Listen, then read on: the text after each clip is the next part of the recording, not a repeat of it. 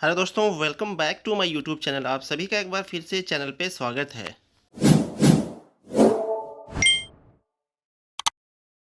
दोस्तों, आज का ये हमारा नया वीडियो है चैप्टर नंबर 10 से, जिसका नाम है इंडिया थ्रू अ ट्रैवलर्स आइज।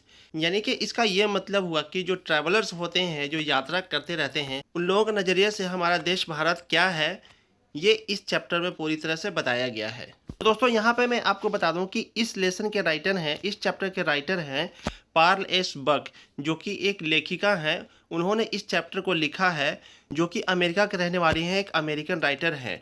तो उन्होंने कभी अपनी ज़िंदगी में कई बार इंडिया विज़िट किया था, तो उस दौरान उन्होंने इंडिया में क्या-क्या देखा, उसी के बारे में पूरा ये चैप्टर उन्होंने लिखा है।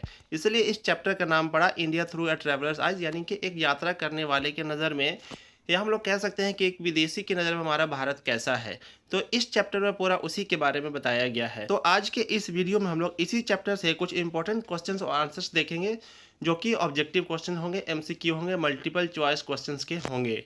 तो इसलिए आप लोग वीडियो के एंड तक बने रहिए, काफ़ी इंपॉर्टेंट चैप्टर है। इस वीडियो के लास्ट के 3-4 क्वेश्चंस ऐसे हैं जो कि इस साल के एग्जाम्स में 100% या फिर कह सकते हैं कि 200% आने ही आने हैं। इसलिए आप लोग वीडियो को एंड तक देखिए, वीडियो के एंड तक बने रहें, कोई भी पार्ट को मिस ना करें। तो चलिए अब हम लोग क्वेश्चन और आंसर स्टार्ट करते हैं और हम लोग पहले क्वेश्चन की तरफ चलते हैं। पहला क्वेश्चन ये है कि according to Pearl S Buck, what lesson has India to teach the world. इसका मतलब ये हुआ कि इस चैप्टर के जो राइटर हैं, लेखिका है पार्ल एस बक, उनके अनुसार भारत दुनिया को क्या सिखा सकता है, भारत के पास दुनिया को सिखाने के लिए क्या है, यानी कि भारत दुनिया को कौन सा सबक, कौन सा लेसन सिखा सकता है। तो इस क्वेश्चन के लिए ऑप्शन है the lesson of violence, the lesson of peace, the lesson of honesty, the lesson of non violence. तो मैं सभी चारों ऑप्शंस का मतलब आप लोगों को बता देता हूँ। वायलेंस ऑफ लेसन का मतलब हो गया हिंसा का पाठ, लेसन ऑफ पीस का मतलब हो गया शांति का पाठ, लेसन ऑफ ऑनेस्टी का मतलब हो गया ईमानदारी का पाठ, और लेसन ऑफ नॉन वायलेंस का मतलब हो गया अहिंसा का पाठ। तो आप लोग जानते हो कि हमारा देश भारत एक अहिंसावादी देश रहा है, इसलिए हमारा देश दुनिया को अहिंसा सिखा सकता है, अहिंसा का पाठ सिखा सकता है, अहिंसा का पाठ दुनिया को दे सकता है। इसलिए इस क्वेश्चन के लिए इसका सही जवाब हो जाएगा option number D, the lesson of non violence, यानी कि अहिंसा का पाठ। तो हम लोग इस पर टिक करते हैं और अगले क्वेश्चन की तरफ बढ़ते हैं। अगला क्वेश्चन है Pearl S Buck is the writer of books like dash dash dash, यानी कि पार्ल एस बक जो है से वो किस तरह की किताबों के लेखिका हैं, यानी कि इन ऑप्शंस में से कौन सी किताब है जो पार्ल एस बक ने लिखा है। तो इस क्वेश्चन के लिए ऑप्शंस है the waste land, come my beloved, Macbeth, Bombay beware. इस क्वेश्चन का सही आंसर हो जाएगा option number B, come my beloved. ये वाली जो किताब है वो पार्ल एस बक ने लिखा है, इसके राइटर पार्ल एस बक हैं। तो इस क्वेश्चन के लिए सही जवाब हो जाएगा option number B, come my beloved. इस पर हम लोग टिक करते हैं और अगले क्वेश्चन की तरफ बढ़ते हैं। अगला क्वेश्चन है India through a traveller's eyes has been written by, यानी कि ये जो लेसन है India through a traveller's eyes किसने लिखा है, ये किनके द्वारा लिखा गया है। तो इस क्वेश्चन के लिए ऑप्शन हैं शीगन ओया, पर्ल एशबर्ग, एंटन चेकोव, जर्मन ग्रियर। तो हम लोग बिना कोई टाइम वेस्ट किए सही जवाब जो कि पर्ल एशबर्ग होगा, इस पर टिक करते हैं और अगले क्वेश्चन की तरफ बढ़ते हैं। अगला क्वेश्चन है Pearl S Buck has written the lesson dash dash dash, यानी कि पर्ल एशबर्ग ने कौन सा लेसन को लिखा हुआ है। तो दोस्तों यहाँ पे मैं आपको बता दूं कि इस तरह के क्वेश्चंस काफ़ी ज़्यादा एग्जाम्स में पूछता है। या तो राइटर का नाम रहेगा और पूछेगा कि कौन सा लेसन लिखा हुआ है, या फिर लेसन का नाम रहेगा और पूछेगा कि इनके राइटर कौन है। तो आपको कंफ्यूज नहीं होना है, दोनों तरह के सवाल आते हैं एग्जाम्स में, इसलिए दोनों सवाल को हमने यहाँ पे लिया है ताकि आप इसको अच्छी तरह से समझ सकें और कंफ्यूज ना हो। तो यहाँ पे क्वेश्चन है पार्ल एशबर्ग ने कौन सा लेसन लिखा है। तो हम लोग बिना कोई टाइम वेस्ट किए सही जवाब option number C, India through a traveller's eyes पे टिक करते हैं और अगले सवाल की तरफ बढ़ जाते हैं। अगला सवाल है India through a traveller's eyes is an inspiring dash, यानी कि जो लेसन है India through a traveller's eyes, ये एक प्रेरणा स्रोत क्या है, ड्रामा है, एस्से है, नॉवेल है, स्टोरी है, ये इसके ऑप्शंस हैं। तो यहाँ पे मैं आपको बता दूं कि ये एक एस्से है, ये एक इंस्पिरेशनल एस्से है, इंस्पायरिंग एस्से है, जो कि पार्ल एशबर्ग के द्वारा लिखा गया है। तो सही जवाब हो जाएगा बी, एस्से। इस पर हम लोग टिक करते हैं और अगले सवाल की तरफ बढ़ते हैं। अगला सवाल है Pearl S Buck is an dash dash dash writer. तो इस क्वेश्चन में हमसे ये पूछा जा रहा है कि पार्ल एशबर्ग कहाँ के राइटर हैं, क्योंकि यहाँ पे ऑप्शंस पे देखने से पता चल रहा है अमेरिकन, इंडियन, ईरानियन, अफ्रीकन। तो यहाँ पे उनकी लोकेलिटी की बात हो रही है, तो इसका सही जवाब हो जाएगा option number A, American. Pearl S Buck एक अमेरिकन राइटर थे, अमेरिकन लेखिका थी। तो इस पर टिक करते हैं और बढ़ते हैं अगले सवाल की तरफ। अगला क्वेश्चन है dash dash dash has pressed Indian people and their life. तो दोस्तों यहाँ पे मैं आपको बता दूं कि जो इस लेसन के राइटर है, जो लेखिका है पार्ल एशबर्ग, जब उन्होंने इंडिया विजिट किया था तो यहाँ के रहने वाले लोगों की लाइफ स्टाइल, उनकी जीवन शैली को उन्होंने काफ़ी पसंद किया था, इसलिए वो इंडियन पीपल और उनकी लाइफ को काफ़ी पसंद किया था और उनकी प्रशंसा की थी। इसलिए इसका सही जवाब हो जाएगा option number C, Pearl S Buck. इस पे हम लोग टिक करते हैं और अगले सवाल की तरफ बढ़ जाते हैं। अगला सवाल है, our food was served on fresh green dash dash dash leaves instead of plates. दोस्तों इस क्वेश्चन का मतलब हुआ कि हमारा भोजन प्लेट्स के बजाय ग्रीन पत्तों पर सर्व किया जाता था, ग्रीन पत्तों पर परोसा जाता था।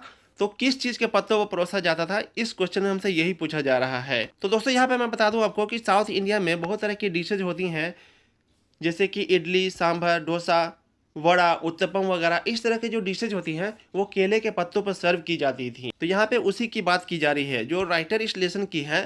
पार्ल इस वक्त जब उन्होंने इंडिया विजिट किया था तो उन्होंने यहाँ एक खास चीज़ देखा था कि यहाँ पे प्लेट्स के बजाय केले के पत्तों पर भोजन को परोसा जाता था। तो इस चीज़ से वो काफ़ी इंस्पायर हुई थी। इसका उन्होंने खास जिक्र किया था अपने ऐसे में। तो यहाँ पे उसी की बात हो रही है, इस क्वेश्चन में उसी चीज़ का जिक्र किया जा रहा है। आप लोगों में से बहुत सारों ने साउथ मूवीज़ में देखा होगा इस तरह की चीज़ें कि केले के पत्तों पे चावल और सांभर वगैरह चीज़ें परोसी जाती थी और लोग उस पर खाते थे। तो ये काफ़ी हाइजीनिक और काफ़ी अच्छा होता था। इस चीज़ ने जो हमारे अमेरिकन राइटर है पार्ल इस बक, इसको काफ़ी इंस्पायर किया था।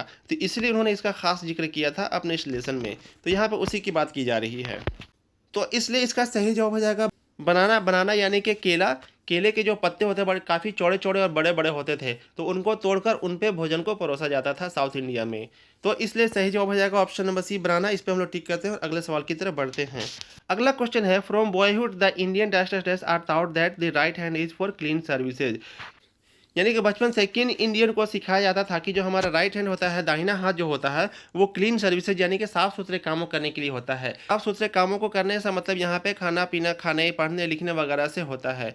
तो हमें इस चैप्टर में बताया गया है कि इंडियन चिल्ड्रन यानी कि जो भारतीय बच्चे होते हैं उनको बचपन से ये सिखाया जाता है कि राइट हैंड जो हमारा होता है, जो दाहिना हाथ होता है, उसका इस्तेमाल हम लोग साफ सुथरे काम यानी कि खाने पीने के काम को करने के लिए करते हैं। इसलिए यहाँ पे सही जवाब हो जाएगा ऑप्शन नंबर बी, चिल्ड्रन। हम लोग इस पर टिक करते हैं और अगले सवाल की तरफ बढ़ते हैं।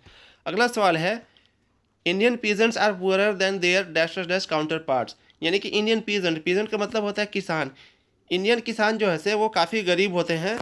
किस देश के काउंटर पार्ट यानी किस देश के किसानों से ज़्यादा गरीब होते हैं। इस लेसन में बताया गया है कि जो चाइनीज किसान होते हैं वो इंडियन किसानों से ज़्यादा अमीर होते हैं और इंडियन किसान जो होते हैं वो चाइनीज किसानों से ज़्यादा गरीब होते हैं। तो यहाँ पे ऑप्शन नंबर ए सही होगा। हम लोग इस पर टिक करते हैं और अगले सवाल की तरफ बढ़ते हैं। दोस्तों अगला सवाल है, religion is ever present in dash dash life. यानी कि किनकी ज़िंदगी में धर्म जो है हमेशा रहता है, सदा रहता है। तो इस लेसन में हमें बताया गया है कि भारतीय लोगों के जीवन में जो धर्म होता है वो हमेशा बना हुआ रहता है, हमेशा रहता है। यहाँ पे सही जवाब हो जाएगा ऑप्शन नंबर सी, इंडियन। हम लोग इंडियन पे टिक करते हैं और अगले क्वेश्चन की तरफ हम लोग बढ़ जाते हैं। अगला क्वेश्चन है, the land between Bombay and dash dash dash feminist. तो इस क्वेश्चन का ये मतलब हुआ कि बॉम्बे और किस जगह के बीच की जो जमीन थी वो काफ़ी सूख गई थी, बंजर हो गई थी, बिल्कुल रेगिस्तान हो गई थी। हमें इस चैप्टर में बताया गया है कि बॉम्बे और दिल्ली के बीच में जो जमीन थी वो काफ़ी सूख गई थी, बिल्कुल बंजर हो गई थी। वो वहाँ पे फसल बिल्कुल भी नहीं उपजाया जा सकता था। तो यहाँ पे सही जवाब हो जाएगा ऑप्शन नंबर सी, दिल्ली। हम लोग दिल्ली पर टिक करते हैं और अगले सवाल की तरफ बढ़ जाते हैं। अगला सवाल है, Pearl S Buck had a an dash dash family doctor. यानी कि जो इस चैप्टर की जो राइटर है, जो लेखिका है पार्ल एस बक, उनका फैमिली डॉक्टर एक क्या था। तो ऑप्शंस में है चाइनीज, इंडियन, अफ्रीकन, अमेरिकन। तो हमें इस चैप्टर में बताया गया है कि जो राइटर है इस लेसन की, इस चैप्टर की, पार्ल एस बक, उनका फैमिली डॉक्टर एक इंडियन था। इसलिए हम लोग ऑप्शन नंबर बी, इंडियन पे टिक करते हैं और अगले क्वेश्चन की तरफ हम लोग बढ़ जाते हैं। अगला क्वेश्चन है, India was a part of the background of dash dash dash. यानी कि इंडिया यानी कि हमारा जो भारत देश है वो किनकी ज़िंदगी का एक बैकग्राउंड था, उसका एक अहम पार्ट था, एक अहम हिस्सा था। ऑप्शन है the doctor's life, the wife's life, the Kashmiri man's life, Pearl S Buck's life. तो हमने इस चैप्टर में पढ़ा है कि पार्ल एस बक जो इस चैप्टर के राइटर हैं, उनकी ज़िंदगी में भारत एक बहुत बड़ा हिस्सा रहा है। उनका बैकग्राउंड जो रहा है, उनकी लाइफ का जो बैकग्राउंड रहा है वो इंडिया रहा है। इसलिए हम लोग ऑप्शन नंबर डी पे टिक करते हैं, जो कि इस क्वेश्चन के लिए सही जवाब है। हम लोग इस पे टिक करते हैं और अगले सवाल की तरफ बढ़ जाते हैं। अगला सवाल है, come my beloved is written by dash dash dash. यानी कि एक बुक है कम माई बिलवेड, वो किसके द्वारा लिखा गया है, इसके राइटर कौन है। तो इसके राइटर भी हमारे जो लेखिका है पार्ल एस बक वही हैं। इसलिए सही जवाब हो जाएगा option number A, Pearl S Buck पे हम लोग टिक करते हैं और अगले सवाल की तरफ बढ़ जाते हैं।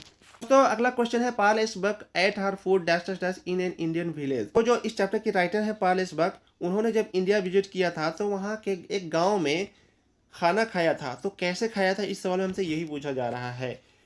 ऑप्शन है इस सवाल के लिए, with ladle, with her hands, with fork and spoon, with chop sticks. तो दोस्तों आप लोग जानते हैं कि अमेरिकन कल्चर में खाना खाने के रिवाज बहुत ही डिफरेंट होता है। वो लोग खाना खाते हैं या तो चम्मच से खाते हैं या फिर कांटा से खाते हैं। लेकिन हमारे इंडिया में ये रिवाज नहीं है, क्योंकि हम लोग यहाँ पे अपने हाथों से खाते हैं। तो जब पॉल एस बक ने इंडिया विजिट किया था तो यहाँ के गांव में खाना खाया था और अपने हाथों से खाया था। इस क्वेश्चन में इसी बात का जिक्र हो रहा है। इस क्वेश्चन में हमसे यही पूछा जा रहा है, तो इसलिए इसका सही जवाब हो जाएगा option number B, with her hands, यानी कि अपने हाथों से खाना खाया था। हम लोग इस पर टिक करते हैं और अगले क्वेश्चन की तरफ बढ़ जाते हैं। अगला क्वेश्चन है Pearl S Buck won the Nobel prize in dash dash. तो इस क्वेश्चन का ये मतलब हुआ कि पॉल एस बक को नोबेल प्राइज कब मिला था। तो दोस्तों मैंने वीडियो के स्टार्टिंग में इस बात का जिक्र किया था कि आपको इन के क्वेश्चन मिस नहीं करना है, काफ़ी इंपॉर्टेंट क्वेश्चन है।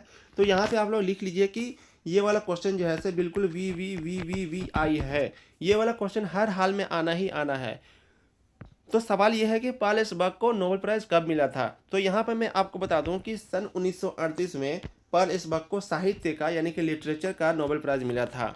आप लोग याद कर लीजिएगा, सन 1938 यानी कि 1938 में नोबेल प्राइज मिला था। इसके साथ ही हम लोग बढ़ते हैं अगले सवाल की तरफ। अगला सवाल भी काफ़ी इंपॉर्टेंट है। Pearl S Buck was born in dash dash dash, यानी कि पॉल एस बक का जन्म कब हुआ था। तो यहाँ पे मैं आपको बता दूं कि इनका जन्म हुआ था 1892 में। अमेरिका में इनकी पैदाइश हुई थी। आप लोग चैप्टर को जब पढ़ेंगे तो हेडिंग में सबसे स्टार्टिंग में ही राइटर के बारे में काफ़ी डिटेल्स में दिया हुआ रहता है। तो वहाँ आप लोग देख सकते हैं कि इनका जन्म 1892 में हुआ था। ये वाला क्वेश्चन भी काफ़ी इंपॉर्टेंट है, आप लोग थोड़ा सा इसको याद कर लीजिएगा, काफ़ी इंपॉर्टेंट है, आपके एग्जाम में आ जाएगा ये।